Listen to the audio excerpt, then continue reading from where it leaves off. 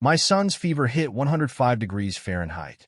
My mother-in-law ordered me to serve dinner for her 20 guests instead of taking him to the hospital. Stop making everything about that boy. When I refused, my wife shoved me. I grabbed my son, walked out, and made one phone call. But before I begin, please like and subscribe to the channel. And we'd love to hear which part of the world are you joining us from. Let us know. Now let's dive into today's story. The house sat at the end of a quiet street in a suburb outside Columbus, Ohio, where the sidewalks cracked in the same places every winter, and every driveway held the same kind of used sedan. It belonged to Cole Bennett and his wife, Mara. They had bought it 6 years earlier, when their son Caleb was barely a year old and still slept in a crib pushed against their bedroom wall. It was not a fancy house. 3 bedrooms, a small kitchen with a stove that ran hot on the left burner, a backyard with an old maple tree that Caleb had learned to climb the summer he turned 5. Cole had painted every room in that house himself. He had replaced the gutters on a Saturday in October with his hands going numb. He knew which stair creaked and which window stuck. But his mother-in-law, Lenora Vance, treated the place like a rented hall she could book whenever she wanted. Lenora was 63 years old and had an opinion about everything, including things she had never done and places she had never been. She believed people should admire her. She expected her daughters to put her first, ahead of their husbands, ahead of their jobs, ahead of their children. And when someone disagreed with her, she never argued. She never raised her voice in a way that could be repeated later. She made them feel guilty instead. That was her real talent. She could turn a simple no into a personal wound, and then carry that wound around for weeks, showing it to everyone. For years, Cole had watched Mara become more like her. Mara had not always been that way. That was the part that hurt. When they first married, she worked 2 jobs while he worked construction. She came home smelling like the diner, and he came home covered in drywall dust. And they ate cheap pasta at a card table because they had not been able to afford a real one. They shared one old car with a heater that only worked on the highest setting. They laughed about their problems because their problems were small and shared. He could still remember her sitting on the kitchen floor at midnight, counting bills, saying they would be fine. She had said it like a fact, not a hope. But after Caleb was born, Lenora became involved. It started with help. Nobody could argue with help. She visited every weekend to hold the baby so Mara could sleep. Then 3 times a week. Then she stopped calling before she came, because she said family shouldn't need permission. Then she began deciding things. What Caleb should eat, which school he should attend, how Mara should spend her Saturdays, which relatives deserved a phone call, and which ones didn't. And, eventually, what Cole was allowed to say in his own home. He had noticed the change the way a man notices a slow leak. Not all at once. A stain on the ceiling. Then a wider stain. Then, one day, the whole thing comes down. That Saturday night, Lenora had arranged a dinner for 20 people in their dining room. It was supposed to celebrate her 63rd birthday, though nobody was allowed to say the number out loud. Mara had spent nearly a week preparing. Lenora had spent most of that week criticizing her. The table looks cheap. The flowers are too small. Did you order those yourself? Why didn't you get the good cake? The one from the bakery on Franklin. You know the one. Mara never defended herself. Cole waited for it every single time, and it never came. She defended her mother instead. Mom is just particular. She wants everything to be nice, Cole. That's not a crime. Don't take what she says personally. She doesn't mean it the way it sounds. Cole had stopped answering. Arguing with Mara about Lenora was like arguing with a wall about the weather. By 6 o'clock that evening, the house smelled like roasted garlic and warm bread and the sharp floral perfume Lenora wore in dozes that made his eyes water. Someone had put music on in the living room, low and pleasant, the kind that made a room sound busier than it was. Cole had been given a job because in his own home he was staff. He carried trays. He refilled ice. He moved chairs when Lenora decided the arrangement was wrong, then moved them back 20 minutes later when she decided it had been right the first time. He was carrying a tray of stuffed mushrooms into the dining room when he heard it. Coughing. Upstairs. Dry and hard. 3 times in a row. Then a pause. Then again. He stopped in the doorway. The music kept playing. Someone laughed in the kitchen. He set the tray down on the sideboard, and a mushroom rolled off onto the tablecloth. "I'll check on him." Mara was folding napkins into shapes she had learned off a video. She barely looked up. "Fine." He took the stairs 2 at a time. The hall light was off. Caleb's door stood open a few inches, the way the boy liked it, and the night light threw a soft orange line across the carpet. Caleb was lying under his blanket with only the top of his head showing. "Buddy." The blanket shifted. Caleb opened his eyes, and they were glassy in a way that stopped Cole's breath. "Dad." "I'm cold." The room was 72 degrees. Cole could feel his own shirt sticking to his back from carrying trays. He sat on the edge of the bed and put the back of his hand against his son's forehead. Heat came off him like a stove door had been opened. "Okay," Cole said, keeping his voice flat and calm, the way he did on a job site when something went wrong and panic would get somebody hurt. "Okay, buddy. Stay still." He crossed the hall to the bathroom, pulled the thermometer out of the cabinet, and knocked a bottle of shampoo into the sink. He left it there. He held the thermometer to Caleb's forehead and waited for the beep. 104.8. He read it twice, because numbers on a small screen can be wrong. He wiped the sensor on his shirt and did it again. 105.0. Downstairs, someone laughed at a joke he couldn't hear, and glasses touched. Cole's stomach went tight and cold. He pulled the blanket back and slid one arm under Caleb's knees and the other behind his shoulders. The boy was heavier than he used to be and lighter than he should have been. "We're going to the hospital," Cole said. Caleb's head dropped against his shoulder. "Okay," he whispered. That was the worst part. He didn't argue. The stairs felt longer going down. Cole took them carefully, one hand spread wide across his son's back. Caleb's breath came fast and shallow against his neck, and the heat of it made the collar of Cole's shirt damp. The dining room glowed. Candles on the table. 20 chairs. Guests arriving in coats they hadn't taken off yet, standing in that awkward cluster near the door where people wait to be told where to go. Mara turned as he reached the bottom step. She had a serving spoon in her hand. "What happened?" "His fever is 105. Her face changed. For half a second, Cole saw the woman he had married, the one who had run 4 blocks in the rain when Caleb fell off the swing set. Then her eyes moved past him, toward the dining room, toward the guests, toward the table she had spent a week arranging. And the change went away. Lenora came out of the kitchen with a dish towel over her shoulder like she was the one who had cooked. "What is going on out here?" Cole didn't look at her. "Caleb has 105-degree fever." Lenora frowned, but not with worry. It was the frown of a woman being interrupted. "He's always dramatic when he gets sick. He's 6. He'll be fine. Children run hot." Cole turned to his wife. "We're going." Mara shook her head, fast, like she was shaking off a fly. "Cole, wait." "No, everyone is already here." Her voice dropped to a whisper that carried anyway. "Everyone is standing right there. Our son has 105 fever. You can take him after dinner." He stared at her. The music kept playing. Somebody in the living room said something about the weather. "You're serious," he said. Lenora stepped between them, and that was when Cole understood the shape of the evening. She always stepped between them. That was her position on the field. "You are not going to destroy my birthday because of a fever." Cole let out a breath through his nose. Caleb stirred against his shoulder. He could need emergency treatment. Lenora rolled her eyes. She actually rolled them, in front of him, holding a dish towel. "Children get fevers." Mara nodded along. That was the part that lodged in him like a splinter. The nodding. "Mom is right. Give him medicine and put him back upstairs." "I already gave him medicine this afternoon." "Then give him more." "No." Mara's face hardened. The softness that had been there 4 seconds ago was gone, packed away somewhere he couldn't reach. "You always do this." "Do what?" "Make everything about Caleb." The sentence hung in the air between them. Cole looked down at his son. Caleb's eyes were half closed. His mouth was slightly open.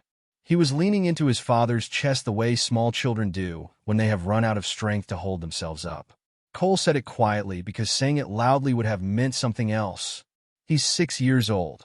Mara folded her arms. "And I'm his mother." "Then act like one." The words landed. He watched them land. He did not take them back. Lenora moved fast for a woman her age. She came right up to him, close enough that he could smell the perfume and the wine. Don't you speak to my daughter that way. This is between me and Mara. No, it isn't. There it was. Her favorite sentence. Cole had heard it 100 times across 6 years, in 100 different rooms. Every disagreement became her business. Every boundary became disrespect. Every choice Mara made had to pass through her mother first. And if it didn't, there was a price. Lenora pointed toward the kitchen with the dish towel. You were supposed to be serving dinner. Cole almost laughed. It came up out of him and died in his throat. You want me to serve dinner? Yes. While my son has 105 fever. You can take care of him after the guests eat. It's 40 minutes, Cole. 40 minutes. He shifted Caleb's weight and reached for the car keys on the hook by the door. I'm leaving. Mara moved into his path. Cole, don't move. You're embarrassing me. I'm taking our son to the hospital. You are not taking him without me. There it was. An opening. He took it, because even then, even standing in his own hallway with a burning child on his shoulder, some part of him still wanted her to be who she used to be. Then come with us. Mara's mouth opened. Her eyes went to her mother. Cole watched it happen. That was the thing he would remember for the rest of his life. Not the shouting, not the fever, but the way his wife looked at her mother for permission to take her son to a hospital. Lenora shook her head. One small movement. Barely emotion at all. Mara made her decision. No. One word. 2 letters. It told him everything he had spent 6 years trying not to know. Cole turned around. He didn't slam anything. He didn't say another word to the room, full of people who had gone quiet and were pretending not to listen. He carried his son out the front door into the October air. The cold hit Caleb, and the boy flinched and pressed closer. Mara followed him down the driveway in her good shoes. You're being selfish. He kept walking. Cole. He turned at the car. My son is sick. You're ruining my mother's birthday. He's more important than her birthday. Mara shoved him, both hands flat against his chest. He wasn't expecting it. He stumbled back a half step and caught himself against the rear door, and the jolt woke Caleb up. Dad, a small voice, confused, cracked from the fever. Cole looked at his wife. She was breathing hard. Her hair had come loose on one side. Behind her, the house glowed yellow, and in the front window, he could see the silhouette of Lenora watching from behind the curtain. Not moving, not coming out. Something inside him went quiet then. Not calm, quiet, like a machine shutting down and never starting again. I'm done, he said. Mara blinked. What? He didn't repeat it. He opened the back door, laid Caleb across the seat, and buckled him in. The boy's hand found his sleeve and held on. It's okay, Cole said. I've got you. He shut the door. Don't you dare take him, Mara shouted. He got in, started the engine, and backed down the driveway. In the mirror, she stood in the middle of the pavement in her good shoes with her arms out, and then the house lights swung away and she was gone. The streets outside the neighborhood were empty in the way suburban streets get on a Saturday night, all porch lights and closed garages. Cole drove with both hands on the wheel and checked the mirror every 8 seconds. Caleb, talk to me, buddy. I'm here. Good. Keep doing that. He put the phone on speaker and called the pediatrician's after-hours line. It rang twice. Cole. Dr. Priya Whitmore had been Caleb's doctor since he was 11 months old. She had a low, unhurried voice that Cole had always found steadying, and she was using it now. His fever is 105, he said. I took it twice. Take him directly to the emergency department. Don't wait for me to call ahead. I'm almost there. 10 minutes. Is he responsive? Yes. Tired. Cold, he says. Has he been sick today? Cole hesitated. He glanced at the mirror again. I thought he was okay this afternoon. He ate lunch. He was playing outside.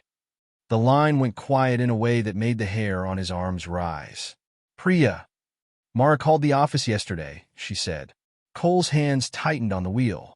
The streetlights slid across the hood in slow strips. What did she say? She said Caleb had been running a fever. She asked what temperature was too high and whether it was worth bringing him in. She didn't tell me. Cole. A pause. Are you sure? I had no idea. Another pause. Longer. She told us you knew, Priya said. She said the two of you had discussed it and decided to watch him at home. Something dropped through the floor of him. He didn't answer for several seconds. The turn signal ticked. The hospital sign glowed blue ahead on the right. Cole, are you still there? I'm here. Get him inside. We'll talk about the rest later. He pulled under the emergency canopy, and the automatic doors opened onto white light and disinfectant, and the low, steady beeping of a place that never sleeps. A triage nurse took one look at the boy in his arms and stopped asking questions in order. How high? 105, 20 minutes ago. How long has he had it? Cole opened his mouth and found he did not have an answer he could trust. I don't know, he said. I've been told at least since yesterday. The nurse's eyebrows moved. She wrote something down. They took Caleb back. Somebody put a cool cloth on his neck. Somebody else got in 4 lines started, and Caleb cried for the first time all night, one short high sound, and Cole held his other hand and told him about the maple tree, about the branch they were going to reinforce in the spring, about anything at all. The numbers on the monitor blinked. The fever came down a degree, then another. When Caleb finally slept, Cole walked out into the corridor and stood with his back against the wall. He thought about the day before. Friday. He had come home at 6:30 with dust in his hair. Caleb had been on the couch under a blanket watching cartoons. Cole had asked if he was okay. Mara, from the kitchen, he's just tired. Long week. He had believed her. Of course he had believed her. She was the boy's mother. Believing her was not a mistake. It was a marriage. Then Saturday morning, Caleb picking at his cereal. Mara saying he was excited about the party. Then Saturday afternoon, Caleb inside instead of out. Mara saying he was watching a movie. Cole had accepted all of it, one small answer at a time, because he was carrying tables in from the garage and hanging a banner and being told he was in the way. She had known. She had known Friday, and she had called the pediatrician about it, and she had used his name to make the call sound normal, and then she had spent Saturday keeping the truth out of his hands because a truth like that would have canceled a dinner. Cole slid down the wall and sat on the floor of the hospital corridor with his forearms on his knees. There was no rage in it. That surprised him. He had expected rage. What he felt was something colder and more useful. A door closing. A decision forming in the shape of a plan. For 6 years he had told himself the same things people always tell themselves. That Lenora would get bored. That Mara would find her spine. That Caleb would grow up and see it for what it was, and it would be a story they laughed about later. He had been managing a marriage. Absorbing. Adjusting. Keeping the peace. And while he was keeping the peace, a 6-year-old boy had been left in a hot bedroom above a birthday party. Cole took out his phone. He didn't call Mara. He didn't call Lenora. He opened his notes app and typed the date. Then the time he had found Caleb. Then the 2 thermometer readings. Then the exact words Priya had said about the call to the office. He read it back once and added the time Mara had shoved him in the driveway. Then he put the phone away and went back into the room to sit beside his son. That was the moment he stopped thinking about saving his marriage. He started thinking about protecting his son. Caleb was admitted for observation at 10:40 that night. The doctors suspected a viral infection, but the temperature had climbed high enough, and he had lost enough fluid that nobody wanted to send him home in the dark. Cole signed the forms. He answered the same questions 4 times for 4 different people, and every time he got to the question about how long the fever had lasted, he said the same thing. I found out tonight. His mother spoke to the pediatrician yesterday. The 4th person wrote it down without expression, and that was when Cole understood that a hospital is also an archive. They put Caleb in a room on the 3rd floor with a window that looked out at a parking garage. Cole pulled the vinyl chair close to the bed and stayed in it. At midnight, the door opened. Mara came in first. She had changed out of the dress. Her eyes were swollen, and her makeup was gone, and she had brought nothing with her. No bag, no clothes for the boy, nothing. Lenora came in behind her. Cole did not stand up. Mara looked at the bed, at the 4-line taped to her son's small hand, and then at her husband. You made me look like a terrible mother.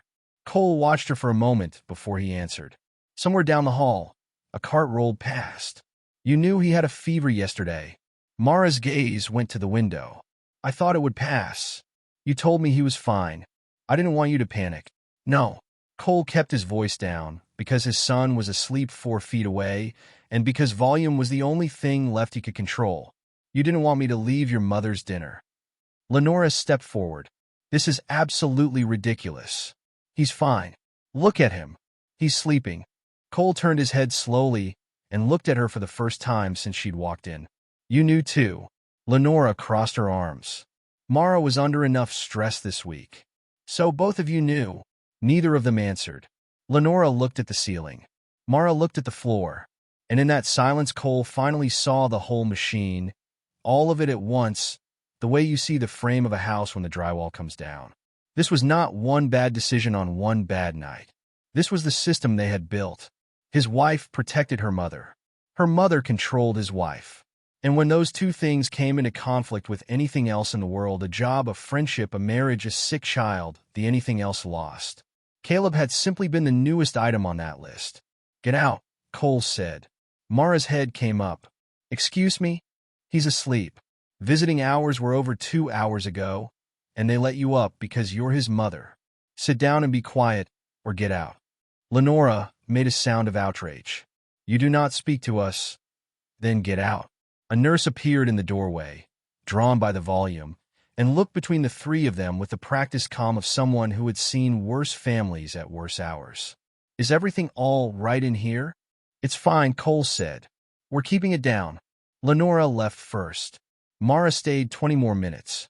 She sat on the far side of the bed with her hands in her lap, and she cried without making any noise, and once she reached out and touched Caleb's hair, and Cole did not stop her, because she was his mother and he had meant what he told himself in the corridor. He was not going to become a man who used a child as a weapon, but he didn't speak to her either. At around 1 in the morning, she got up. Are you coming home? No. Cole. No. She stood there a moment longer, waiting for something, and then she left, and the door side shut behind her. Cole sat in the dark with the monitor throwing green light across the blanket. Around 3, Caleb woke up and asked for water. Cole held the cup and the straw. Is Mom mad? The boy asked. That question, out of a 6-year-old, at 3 in the morning, in a hospital bed. Nobody's mad at you, Cole said. Not one person in the world is mad at you. Caleb thought about that. Okay, he said, and went back to sleep. Cole did not sleep at all. At 6:15, when the sky over the parking garage turned the color of dishwater, he took out his phone and searched for family law attorneys in Franklin County. He read reviews for 40 minutes. He wrote down 3 names. At 8 o'clock, he called the first one and left a message. At 8:40, a man called him back. Daniel Mercer's office was on the 2nd floor of a brick building downtown, above an insurance agency, with a window unit that rattled and a bookshelf that had clearly been organized by someone else years ago. He was in his 50s, gray at the temples, wearing a shirt with the sleeves rolled. He shook Cole's hand and pointed at a chair. Tell me what happened. Start with the part you think matters least. Cole talked for 35 minutes. Daniel did not interrupt once. He wrote on a legal pad in small block letters. Occasionally, he made a mark in the margin. When Cole finished, Daniel set down his pen. I want to say 2 things before we go further, he said. The first is that I'm not going to promise you revenge, because I can't deliver it and you shouldn't want it. I don't want revenge. Everybody says that in this chair. Some of them mean it. Daniel studied him. The second thing is that judges in this county have seen 10,000 angry fathers. They have seen very few organized ones. Which one you are is entirely up to you, and it will decide this case. What do you need? Documentation. Tell me what kind. Daniel started listing, and Cole wrote it down. Medical records, every visit, going back 3 years, not just the recent ones. The pediatrician's phone log.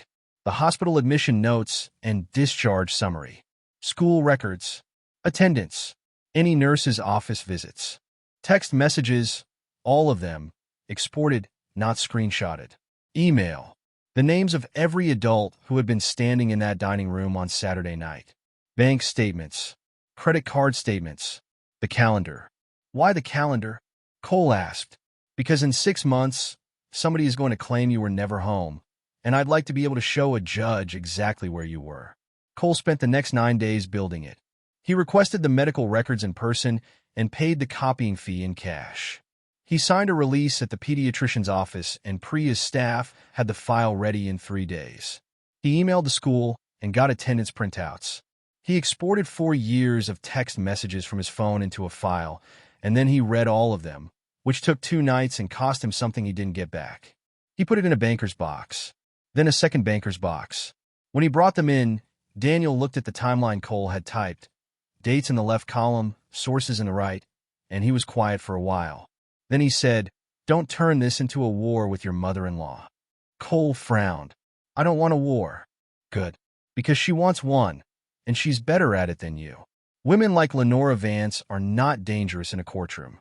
They're dangerous in a hallway, in a parking lot, at a school pickup, anywhere you might lose your temper where somebody can see you. So, what do I do?" "Nothing. You do nothing at all. You answer nothing. You post nothing. You say nothing to a relative. You don't correct a single lie anyone tells about you." Daniel tapped the box with 2 fingers. "You do this instead. And that's enough? That's the only thing that's ever enough." Cole took it as instruction, and he followed it like a man following load-bearing plans. He did not insult Mara, not once, not even to his own brother. He did not threaten Lenora. He did not put anything online. He deleted the app entirely so the temptation stopped existing. He stopped arguing. He documented. Every phone call got a time and a summary in his notes. Every exchange of the boy got a photograph of the odometer and the clock. Every time Caleb came back from his mother's with a story, Cole wrote down what the boy said in the boy's own words, without questions, without leading him, and then he changed the subject and made pancakes. Mara did the opposite of all of it. The messages started 4 days after he filed. "You're trying to steal my son." Then, an hour later, "My mom says you're unstable. She says everyone can see it." Then, at 1:40 in the morning, "You're going to regret this. I promise you that." Cole read each one, screenshotted it, filed it, and answered none of them except with logistics. "Pick up at 4. He needs his inhaler. He has a dentist appointment Thursday at 10. Daniel had told him. Never send a message you wouldn't want printed and handed to a judge in a courtroom with your son's name at the top. So he wrote every message like that was exactly what would happen. Then Lenora began calling. The first call, he answered because he didn't recognize the number. "You're destroying Mara's life." He hung up. The second call came from a different number. "You're breaking up a family. Do you understand what you're doing to that girl?" He hung up. The third came at 9 at night while he was reading to Caleb. "You need to apologize to my daughter. In front of everyone. That's the only way this gets fixed." He hung up, went back into Caleb's room, and finished the chapter. The fourth came 2 days later. He listened to the whole voicemail this time, standing in his kitchen, because Daniel had said something in passing that had stayed with him. People who cannot control themselves eventually put it in writing. "Cole, it's Lenora. I have been more than patient. I raised that girl by myself, and I know what is best for that family. And if you think a lawyer is going to change that, you have another thing coming. You are a guest in this family. You always were." He saved it. He forwarded it to Daniel. Then he blocked her number and every number she called from after that. Mara hired an attorney in the second week of November and filed for primary custody. Her argument came in 3 parts, and Daniel read them out loud in his office with the window unit rattling behind him. She claimed Cole was controlling, that he made unilateral decisions, that he had isolated her from her family. She claimed he had exaggerated Caleb's illness to create a crisis, and she claimed he had removed their son from the family home without her permission, at night, over her express objection. Daniel set the pages down. "That third one is the only one with teeth," he said. "Because it's true." Cole's jaw tightened. He had 105 fever. "Right. Which is why it isn't a problem. But understand how it works. She isn't lying about the fact. She's lying about the frame." He leaned back. "So we don't argue with her. We put the fact in a different frame and let the judge choose." The frame took 4 months to build. The medical records came first. The hospital admission note listed the triage temperature at 104.2 degrees on arrival, an hour after Cole's reading at home. It documented dehydration. It documented that the child was admitted overnight for observation. Nobody exaggerates a number that a hospital wrote down. Then came the pediatrician. Dr. Priya Whitmore did not want to be involved. she said so plainly when Daniel called. She had no interest in taking a side in a marriage. But she had a phone log, and a phone log is not a side. The entry was from the Friday. Mara Bennett, calling regarding patient Caleb Bennett, reporting a fever since the previous evening, asking about thresholds for emergency care. The note included one more line, entered by the office assistant who had taken the call. Mother states father is aware. Daniel read that line 3 times when it came in, and then he looked up. That's the case, he said. That one sentence puts a date on the knowledge and a name on the person who had it. Everything else is arguing. This is arithmetic. Then came the school. Caleb had gone to the nurse's office twice that week. Once on Wednesday for a headache. Once on Thursday, when the nurse noted a low fever, gave him water, and called home. Called home. Not called Cole. The number in the file was Mara's. And then there was the thing Mara had forgotten. 3 days before the hospital, on that Thursday, sitting on the paper-covered cot in the nurse's office with a thermometer in his mouth, Caleb had said something. The nurse had written it in quotation marks, the way she had been trained to, because school nurses are taught to record a child's words exactly and to add nothing to them. Mom said Dad would get angry if he knew I was sick. She had not accused anyone of anything. She had not called child services. She had recorded a statement and followed the district's safety procedure, which required documentation and a flag for follow-up. That distinction mattered more than Cole had understood at first. If she'd made an accusation, we'd be fighting about her, Daniel explained. Since she just wrote down what a 6-year-old said, there's nothing to fight about. It's just there, in the file. Dated. Cole read the line a dozen times over the following months, and it never got easier. Not because it made Mara look bad, because of what it meant his son had been carrying around at 6 years old in a nurse's office alone. The hearings began in December. There was no drama in them. Cole had expected drama. He had expected the movie version, the raised voice, the finger pointed across a room, the gasp from the gallery. What he got instead was a courtroom that smelled like old carpet, a judge named Warren Holloway who spoke in a bored, precise voice, and 45 minutes of scheduling. Judge Holloway did not make speeches. He did not punish anyone. He asked short questions and listened to the answers with his chin on his hand. At the end, he ordered a custody evaluation by a court-appointed psychologist, and he set temporary arrangements to hold until the evaluation came back. Caleb would remain primarily with Cole while the case continued. Mara received scheduled parenting time, every other weekend and one weeknight, with a defined pickup location. And then Judge Holloway added a line that Mara's attorney had clearly not expected.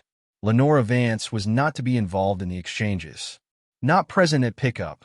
Not present at drop-off. Not the transporting adult. Mara's attorney asked why. Because I've read the filings, Holloway said, and I would like the exchanges to be uneventful. That was the whole explanation. Mara hated the order. Cole watched her face come apart in small increments as the judge spoke, and he felt no satisfaction in it, which surprised him a little. Lenora hated it more. She was sitting in the third row. She did not shout. She did not stand. But when the judge said her name, her back went straight, and she stared at Cole across the courtroom with an expression he had never seen on her face before. Not anger. Alarm. For the first time in 6 years, somebody with more authority than Lenora Vance had put her name in a sentence and taken something away from her. She had no idea yet how much worse she was about to make it. A woman who has controlled a family for 30 years does not accept a court order. She treats it as a misunderstanding that has not yet been explained to the right person. Lenora started with the relatives. Cole heard about it in pieces because people cannot keep a secret, and because he had cousins by marriage who liked him more than they liked her. She was telling them he had taken Caleb and was keeping him from his mother. She was telling them the court had been fooled. She used the word manipulated, and she used it often enough that it came back to him from 3 different directions in the same week. His aunt-in-law called to say she was sorry to hear he'd lost his temper at a birthday party. His own brother called and asked, carefully, whether there was something Cole wasn't saying. Cole said the same sentence to every one of them, and never a word more. There's an active case. I'm not going to talk about it. If you want to know what happened, the records exist, and I'll show them to you when it's over. Then he hung up and wrote down the date and the caller. Daniel had been right. Doing nothing was the hardest work Cole had ever done. There were nights he sat in the truck outside his own house with his hands on the wheel, composing replies he was never going to send. Then Lenora escalated, because women like Lenora always escalate when nothing echoes back. She contacted the school. The first call was in January. She asked the front office for Caleb's schedule and for a copy of his report card. The office declined politely and told her that student records are released to parents or legal guardians. She called again the next week and asked whether Caleb had been absent. The office declined again. She came in person in February and asked to speak to his teacher. The teacher was in class. She was offered a form to request a conference, and she left it on the counter. Then she called the principal. Then she called the district office and told them the school was interfering with a grandmother's rights. She threatened to file complaints with the board, with the state, with anyone who would take her name and a phone number. And somewhere in that campaign, on a Tuesday afternoon in late February, she made the mistake. She left a voicemail on the main office line. It was 91 seconds long. Cole eventually heard it in a small conference room with Daniel and a copy of the transcript in front of him. Most of it was what he expected. Complaints. Her tone rising and falling. A demand for a call back. But near the end, her voice dropped into that flat, certain register she used when she had decided a conversation was over. I'm his grandmother. I raised his mother. I know what is best for that boy. Daniel paused the recording there and let it sit in the room. Say it back to me, he said. Cole thought about it. She's telling a school that her judgment outranks his parents. She's telling a school she has authority she doesn't have, in a case where a judge has already written her name into an order restricting her involvement. Daniel closed the laptop. She did our work for us. The school kept the voicemail because schools keep everything. Daniel did not file an emergency motion. He did not hold a press conference. He did what he had done from the first day, which was almost nothing, but exactly the right almost nothing. He sent a written request that all communication regarding the child go through the parents, unless the school specifically authorized otherwise, and he attached the recording and the office's contact log as an exhibit in the pending case. That was it. 6 paragraphs and an attachment. Within 3 weeks, the effect showed up in the last place Cole would have chosen to watch it. He was in the parking lot of the sporting goods store on a Saturday, waiting while Caleb picked out a glove when Mara called him. She never called. She texted. He answered. She was crying, and she wasn't crying at him. Did you know she called the district? Yes. Did you know she left a message? Yes. Mara made a sound that was half laugh and half something else. My lawyer read it to me, out loud, in her office. Cole said nothing. She told me she was going to fix this, Mara said. She said she had people she could talk to. I know she did. She said she could fix it. He did not answer that, either, because there was no answer that would not have been a weapon. Later, Cole learned the rest of it from a cousin who had been in the house. Mara had gone to her mother's that same evening. You said you could fix this. Lenora had snapped, the way she did when cornered. I am trying. Do you have any idea what I've been doing for you? You're making it worse. I wouldn't have to do anything at all if your husband wasn't lying about that night. And Mara, quiet Mara, agreeable Mara, the woman who had spent 6 years turning her mother's cruelty into a personality quirk, had screamed at her. Then why is the hospital record against me? Explain that to me. Explain the phone call. You told me to say he knew. The cousin said Lenora had gone white. The cousin said nobody in that house had ever heard Mara raise her voice to her mother in her life. For the first time, the mother and the daughter turned on each other. And Cole did not have to do a single thing. He sat in the parking lot with his phone in his hand, and his son coming out of the store with a glove that was 2 sizes too big, grinning, holding it up. Cole put the phone away and got out to help him try it on. The final hearing came 7 months after the night of the fever. It was June by then. Cole wore the same gray suit he had worn to 2 funerals and 1 wedding, and it was too warm for the weather, and he did not care. Courtroom 4B was on the 2nd floor at the end of a hallway with a water fountain that didn't work. The benches were oak and worn smooth in the middle, where people had shifted their weight for 40 years. Mara sat beside her attorney at the left table. She had lost weight. She kept her hands folded in front of her, and she looked straight ahead. Lenora sat directly behind her in the first row of the gallery, in a navy blazer, with her purse on her lap like a shield. Cole sat at the right table beside Daniel, who was arranging tab folders in an order he had clearly worked out weeks ago. "Anything I should do?" Cole asked quietly. "Yes. Sit still. Answer only what you're asked. When she says something untrue, do not react. Not with your face. Not with your hands." Daniel glanced at him. "He's watching you more than he's watching her." "Why?" "Because she filed the accusation. He already knows what she thinks. He's deciding what you are." Judge Warren Holloway came in at 9:10, and everyone stood and sat again. There was no dramatic confession that day. There was no secret recording revealed at the last moment. No witness who broke down. No unbelievable twist. There were just months of records, and a man in a black robe reading them. The custody evaluator testified first. She was a psychologist in her 40s with a flat, careful delivery, and she had spent 11 hours with the family across 5 sessions. She said the child was strongly attached to both parents. She said the child was noticeably careful about what he said regarding his mother, in a way she described as consistent with a history of being asked to manage adult feelings. She said the father had been consistent, cooperative, and had not attempted to influence the child's statements. She said the mother had been cooperative in sessions, but that her account of the incident had shifted between the first session and the fourth. Mara's attorney cross-examined for 20 minutes and did not move any of it. Then the records came in one at a time. The pediatrician's phone log, with the Friday entry and the line stating that the father was aware. The hospital admission note, with a triage temperature of 104.2 and an order for overnight observation. The discharge summary. The school nurse's file, including the Thursday entry, in quotation marks. 2 text message exports. The witness statements from 4 adults who had been standing in that dining room and had heard a man say his son had a fever of 105 and had heard a woman tell him he could go after dinner. Cole watched Judge Holloway's face while the school nurse's line was read into the record. The judge's expression didn't change. He wrote one short note. That was all. But something in the room settled, the way air settles before rain. Mara testified in the afternoon. She was not a good liar, and Cole realized while watching her that she never had been. She had simply been surrounded by people who agreed to accept whatever she said. She said she had believed the fever was mild.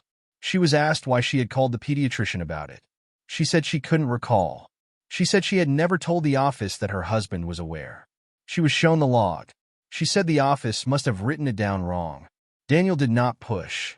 He asked 3 more questions in a mild voice and sat down, and Cole understood that he had left her exactly where he wanted her. The ruling came the following Tuesday. Judge Holloway read from a prepared statement in the same board, precise voice he used for scheduling. "Mr. Bennett, your actions on the night of the incident were appropriate given the circumstances.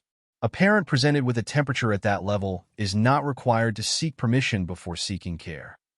Cole kept his hands flat on the table. "Mrs. Bennett, the court finds no evidence that the illness was exaggerated. The court is also concerned about your repeated reliance on your mother during parenting decisions, including decisions involving your child's medical care." Mara made a small sound. Her attorney touched her arm. Then came the orders. Cole was granted primary physical custody of Caleb. Mara received substantial parenting time, alternating weekends, an extended midweek evening, half of all school breaks, and 4 weeks in the summer. She was required to follow medical communication requirements. Any illness, any medication, any medical contact, reported to the other parent the same day, in writing. Both parents were ordered to communicate directly regarding the child's health. Directly. The word was in the order twice. Lenora Vance was granted no decision-making authority of any kind and was not to be used as a conduit for parental communication. And then Judge Holloway looked up over his glasses. "Mrs. Bennett, I'll add this. If there are further attempts to interfere with this child's medical care or with communication between his parents, that will be relevant to any future modification of this arrangement. I would like you to understand that clearly." "Yes, Your Honor," Mara said. Then she started to cry.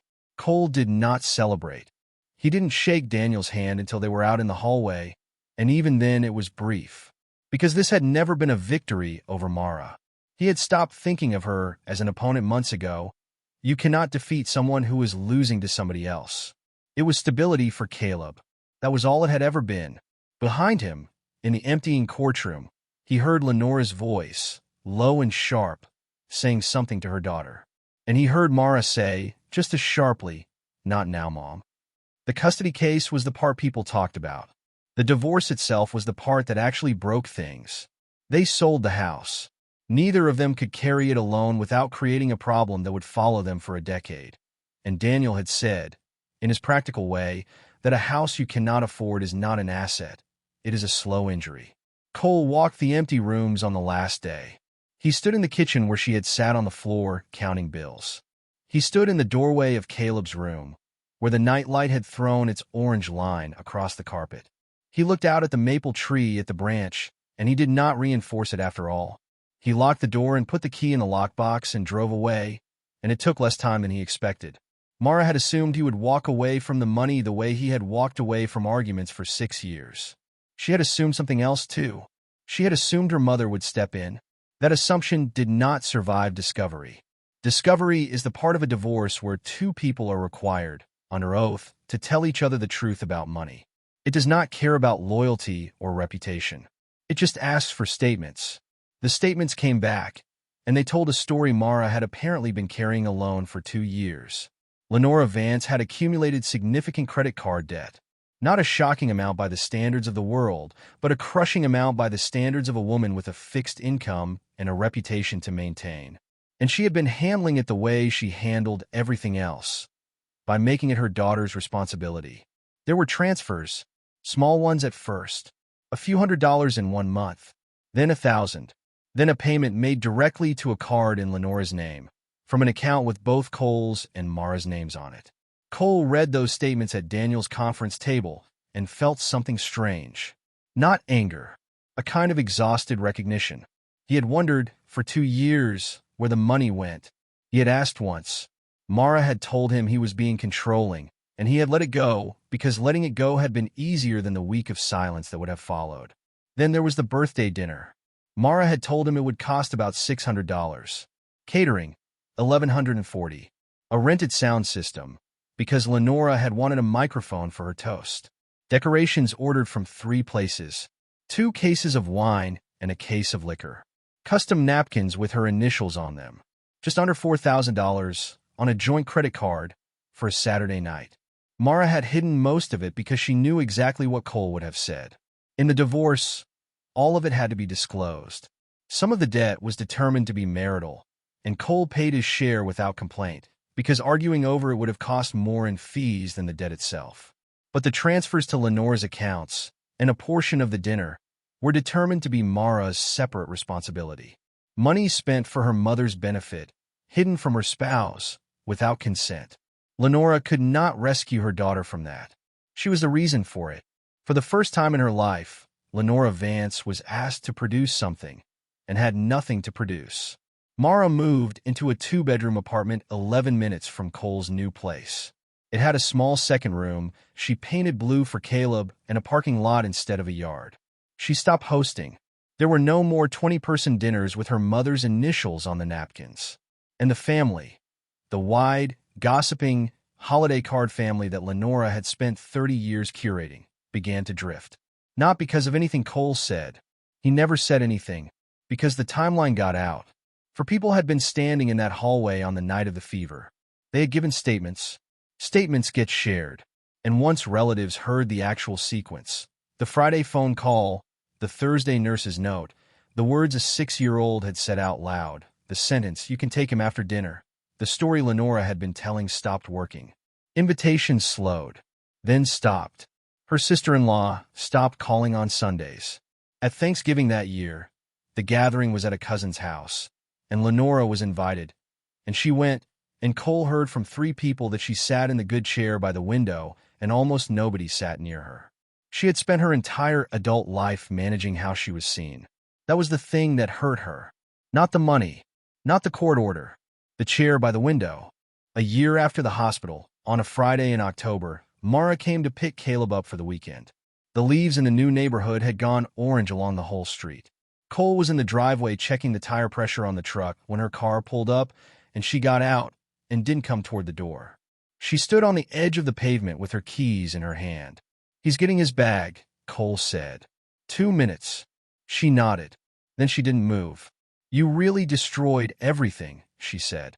Cole set the gauge down on the tailgate and straightened up. He looked at her for a moment. She had cut her hair short. She was wearing a work polo with a store logo on the chest. She had taken a job at a garden center in the spring. No, he said.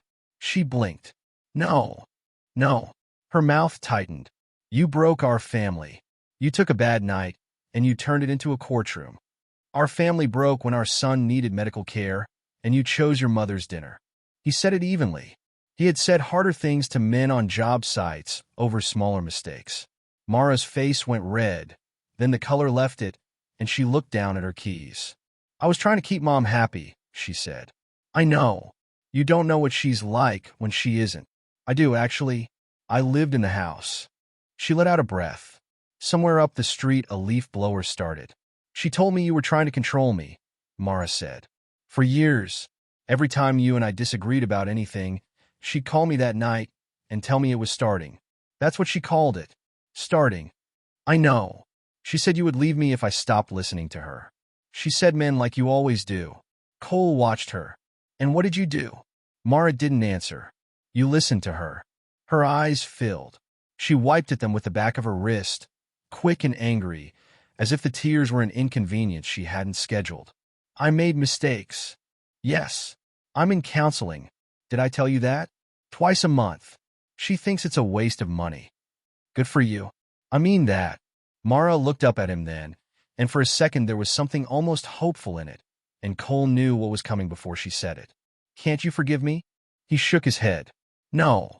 She stared. Just like that. It's not just like that. It's been a year and a half. Cole, I hope you become a better mother, he said. I hope the counseling works. I hope in 10 years he calls you first when something good happens. I'm not standing in the way of any of that. But you won't forgive me. No. His answer was not angry. There was no heat in it at all, and he could see that the calm was worse for her than shouting would have been. Why? She asked. He thought about how to say it in a way she would actually hear. Because forgiveness isn't something you owe someone who hurt your child, he said. You can be sorry. You can change. You can be better than you were. But that night doesn't get erased just because it's uncomfortable to remember. It happened. He was in that bed for 6 hours before I found him. I know. You keep it. That's yours to carry, not mine to take off you. Mara stood very still. Then she nodded once and looked past him toward the house. Caleb was standing in the front window with his backpack already on, waving with both hands. She wiped her face fast with both palms and put on a smile that was mostly real. Can I see him? Of course, Cole said. He's been talking about it all week. He wants to show you the fish tank in your building's lobby. He's got a whole thing about it. She laughed, a short surprise sound, and it broke something in her expression. Okay. Caleb came barreling out the door and hit her at knee height, and she went down on one knee to hug him properly, right there on the driveway, and Cole turned back to the tailgate and let them have it. Because whatever had happened between Mara and him, the boy deserved a mother, if she could become a safe and reliable one. Cole had made that decision in a hospital corridor at 2 in the morning, and he had never once moved off it. He would never forgive her. He would never let her make a medical decision without it being in writing. He would never trust a word she said about her mother. But he was not going to use his son as a weapon. That was the one thing he would never do, no matter how much anyone deserved it. He watched them get into the car. He watched Caleb wave through the back window until the car reached the stop sign. Then he went inside and made dinner for one. Lenora Vance tried one last time in March. By then she had been quiet for 4 months, and Cole had made the mistake of thinking quiet meant finished. It was a Wednesday, a gray day with a wind that came straight down the street and made the flag by the school entrance snap. She arrived at Caleb's elementary school at 2:40, 20 minutes before dismissal, and walked into the front office with her purse over her arm. She told the woman at the desk that she was there to pick up Caleb Bennett. The woman asked for her name and checked the file. I'm sorry, ma'am. You're not on the authorized pickup list. I'm his grandmother. I understand. The list is set by his parents. Then call his mother. I can call his father, who is the custodial parent. Would you like me to do that? That was the moment Lenora should have left. She did not leave. Cole would think about that later. the sheer certainty of a person who has never once been told no by anyone who mattered. Her voice rose. She said she had changed the child's diapers. She said she had raised his mother by herself. She said she had been driving here for 6 years and had never been treated like a stranger.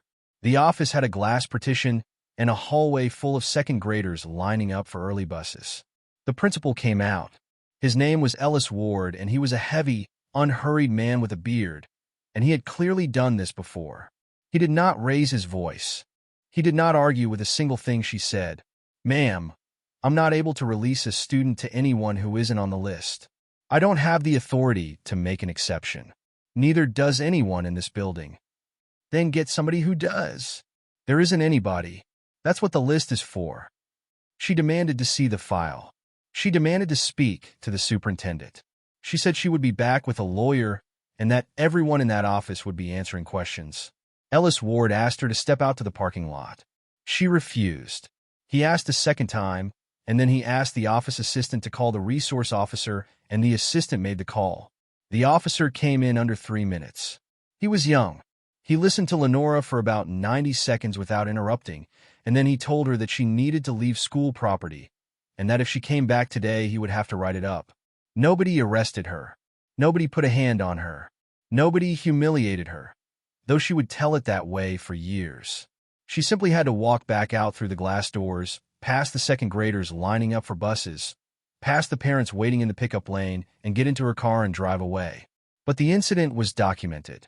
That was the thing Lenora never understood about the world she had walked into. In her own family, a scene was a strategy. Make it loud enough, and everybody backs down, and nobody writes anything down. Institutions write everything down. The office logged it. Ellis Ward wrote an incident summary. The resource officer filed a contact report. The district notified the custodial parent by email at 3:52 that afternoon. Cole read the email standing in a hardware store aisle with a box of drywall screws in his hand. He didn't call anyone. He forwarded it to Daniel with 3 words. As we discussed, Daniel filed a motion. It was 4 pages long and completely unexcited. It attached the incident report, the February voicemail from the year before, the office contact log, and the existing order. The hearing took 11 minutes.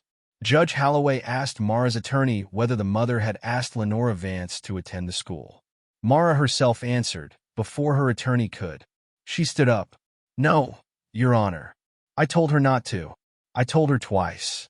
Cole watched her say it, and he believed her, and he did not say so out loud. The court issued an order prohibiting Lenora Vance from contacting Caleb's school, requesting his records, or attempting to interfere with the custody arrangement in any form.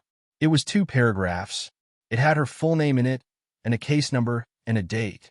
Lenora was not in the room to hear it read. That was the whole of her punishment. No handcuffs, no scene, no dramatic collapse. Just a piece of paper in a file in a building she would never enter. But it took the only thing she had. She could not order everyone around anymore. She could not decide what happened in Cole's son's life, or what he ate, or where he went to school, or which relatives he was allowed to love. She could not use Mara to control him, because Mara had started, slowly and badly and with a lot of backsliding, to stop answering the phone on the first ring. And she could not force Caleb to choose sides, because nobody had ever asked him to. Cole heard, months later, that she had told a cousin she was thinking of moving to be near her sister in Kentucky. The cousin said the sister hadn't invited her. 2 years after that night, Caleb was 8.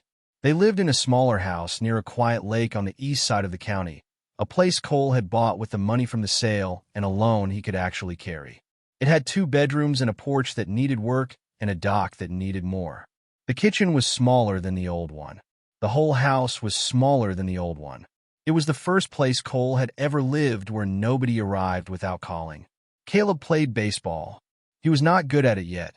He struck out 4 times in one game in May and cried in the truck afterward, and Cole let him cry, and then bought him a milkshake and told him about the summer he got cut from a team at 13.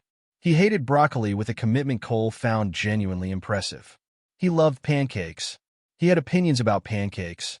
He believed they should be slightly undercooked in the middle, which was wrong, and Cole made them that way anyway. And whenever Caleb got sick, Cole took it seriously without becoming unreasonable. That balance had cost him something to find. For a while after the divorce, he had checked temperatures over nothing. A sniffle became a thermometer. A quiet evening became a question. He had caught himself doing it one night in the winter, standing over a sleeping child with a thermometer in his hand, and no reason at all. And he had put it back in the drawer and sat down on the edge of the bed and made himself stop. You cannot raise a boy inside your own fear. Caleb deserved a father who was steady, not one who was still standing in that hallway. So Cole learned the difference. Watch, don't hover. Ask once, not 5 times. Call the doctor when the number says to call the doctor. And write it down, always, and send it to Mara the same day, because the order said so, and because in 22 months he had never once given her a reason to file anything. Mara got more consistent. It was gradual. She missed a weekend in the first spring and 2 in the second, and then she stopped missing them. She showed up to the baseball games and sat 3 rows over from Cole, and they were civil, and once she brought orange slices for the whole team, and Caleb was so proud of her he could barely stand still. She kept going to counseling. She started saying no to her mother, badly at first, in ways that caused 2-week silences and made her miserable, and then more easily. The last thing Cole heard about Lenora was that she had stopped coming to family gatherings because she said nobody appreciated her. Cole and Mara's relationship never came back. There was no reunion. There was no second chance. No quiet dinner where the old feeling returned. No moment where he looked at her across a room and remembered why. Some things do not get repaired. They only get survived. But Caleb was doing well. That was the measurement that mattered, and by any honest reading of it, the boy was fine. One Saturday morning in September, they sat out on the porch eating pancakes off paper plates because the dishwasher was broken. The lake was flat. A heron stood in the shallows, near the dock, not moving. Caleb had syrup on his chin. Dad, yeah. Do you remember when I was really sick? Cole set his fork down. I remember. You carried me to the car. I did. You were scared. Cole looked at his son. He thought about lying, and decided against it because his son was 8 now and had already been lied to enough for one lifetime. Very, he said. Caleb nodded slowly, like a man confirming a fact he'd suspected. Then he said it. I'm glad you didn't listen to them. Cole did not answer right away. The heron shifted its weight in the shallows. A boat went by somewhere out past the point, and the sound arrived a second after the wake did. For months after that night, people had told Cole that he had destroyed a marriage. They had said it to his face, and behind his back, and in the careful, sympathetic voices relatives use when they are taking the other side. They said he was selfish. They said he should have waited 40 minutes. They said the fever probably would have come down on its own, and maybe it would have. They said he should have kept the peace. But that night had taught him something he was never going to forget. Sometimes keeping the peace just means letting the wrong people run your life. Sometimes a family is not a thing you preserve. It's a thing you protect, and those are different jobs, and they require opposite hands. And sometimes the strongest thing a father can do is stop arguing, pick up his son, and make one clear decision he will never take back. He had not won because Mara suffered. He took no pleasure in the apartment or the garden center polo or the sound she had made in the courtroom. He had not won because Lenora lost control, though he would be lying if he said the 2 paragraphs with her name on them meant nothing to him. He had won because his son was safe. Mara had to live with the consequences of choosing her mother's approval over her child's needs. That was hers. Lenora had to live without the control she had spent 30 years demanding, in a quiet house, with a phone that had stopped ringing. That was hers. And Cole had to live with the knowledge that for 6 years he had made excuses for both of them, and that a 6-year-old had paid the bill for those excuses in a hot bedroom above a party. That was his. He carried it. He did not put it down. He never forgave them. Not once, not privately, not on any holiday, not in any moment of weakness at 2 in the morning. It was not stubbornness. It was simply the truth, and he had stopped arranging the truth to make other people comfortable. But he didn't need revenge anymore, either. The court had given him something far better than revenge. It had given his son a stable home, in writing, with a case number and a judge's signature and no room in it for anyone else's opinion. Cole picked up his fork. Eat your pancakes, he said. You've got a game at 11. Caleb grinned at him with syrup on his chin, and the heron finally lifted off the water, and nobody was ever going to take that morning away from either of them.